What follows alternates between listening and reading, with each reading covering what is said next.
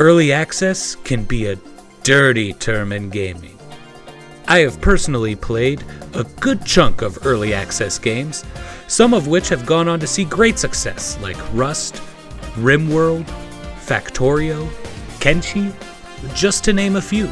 There is another section of games that seem to perpetually stay in early access forever, whether it be from slow development, rewritten code, too many ideas, you name it.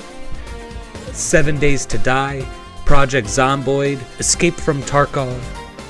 The games are fun, new things are frequently added, but there's an overwhelming sense of, it ain't ever gonna be finished. Then there's the third kind of early access game, built on a bed of lies. They promise you the features you want to see in games you already play, and then can't deliver even the most basic things. It's happened so frequently that some of these games have earned the title of abandonware. Thankfully, I'm very smart and have never purchased any of these said games and definitely don't have any plans to record said mistakes.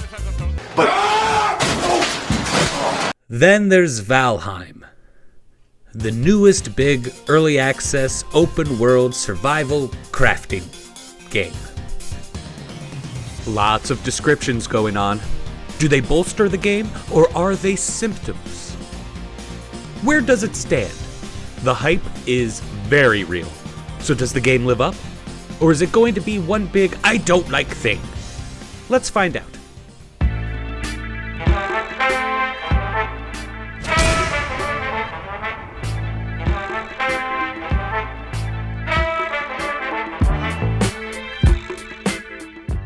If we're going to conquer a mystical Viking land, then we need to be a real man's man. Such a man. Such a man. War games! After getting over the fact that I won't have enough letters for my stupid ideas, I was ready to get started and hop in. The look of Valheim stands out quite a bit, and in a good way. The terrain from a distance looks fantastic.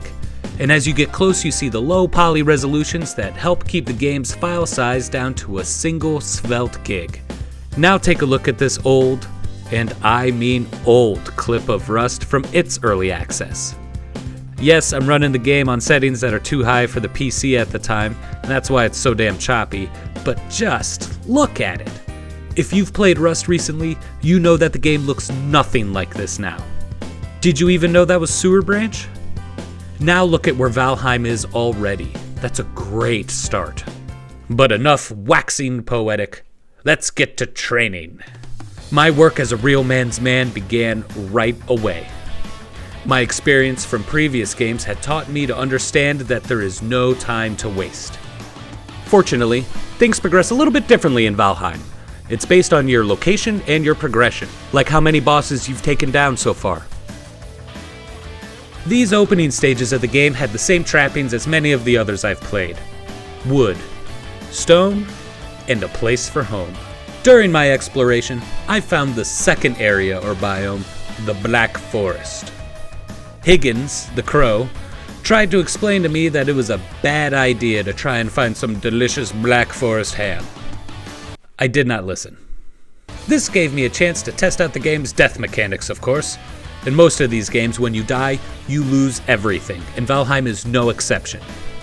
Thankfully, due to my extensive testing, I was able to discover that even if you die again before getting to your death marker, your belongings will still be there waiting for you.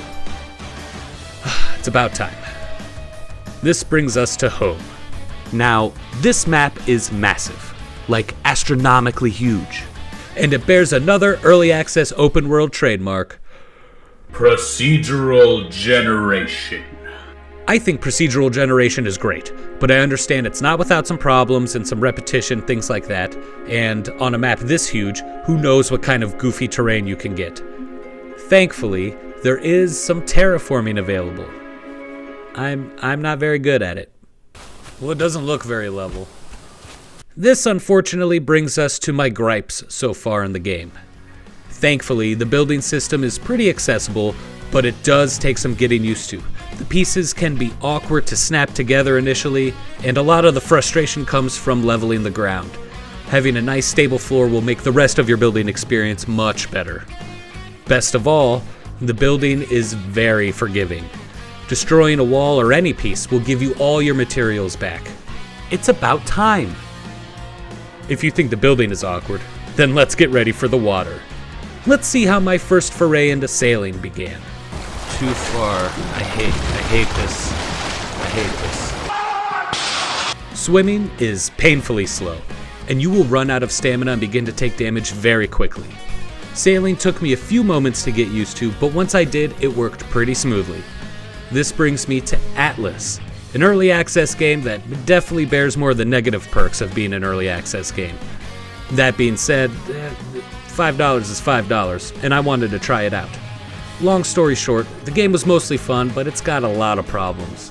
The sailing in particular would provide an initial wave of excitement, but long voyages would become tedious very quickly. The sailing in Valheim is a bit more forgiving.